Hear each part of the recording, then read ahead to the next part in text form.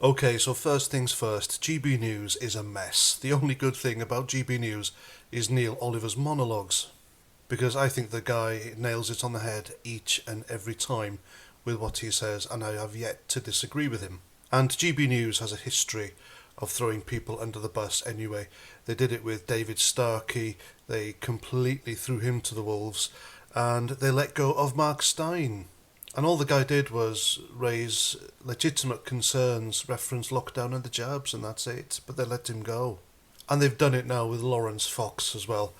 And to be clear, what Laurence Fox said during that segment with Dan Wootton, it's something you say down the pub. It's not something you say on a news programme.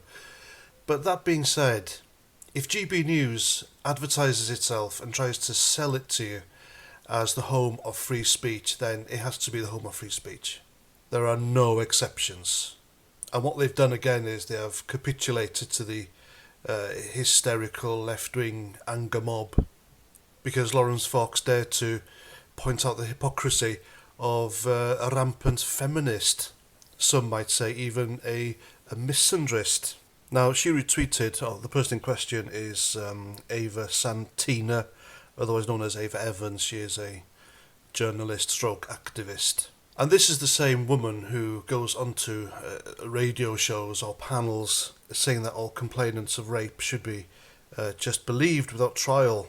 She says every man should be afraid of women, and she made light of male suicide as well. But she retweeted the interview between Laurence Fox and Dan Wootton, and then said the whole thing made her feel sick. I doubt it. I think she was fishing for sympathy. She also called Suella Braverman a racist, by the way. So what's good for the goose is good for the gander. If you can call people names, you've got to expect it in return. You have to, expect it back. If you can't take it, don't give it. And all Laurence Fox questioned was, why would men want to take it to bed, basically? I mean... And so GB News suspended Laurence Fox. I expect them to sack him, because that's what they're like.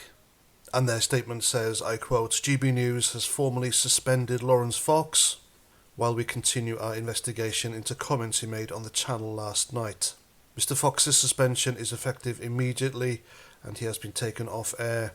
We will be apologising formally to Miss Evans today. End quote. Will Miss Evans, Ava Santina, otherwise known as, be apologising to Suella Braverman for calling her a racist?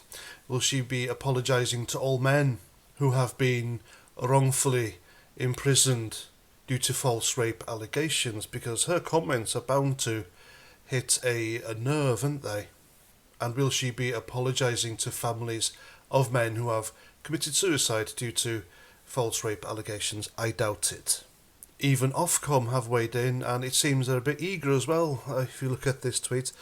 And they say, and I quote, we can confirm we've received a number of complaints about comments made by Laurence Fox on GB News last night.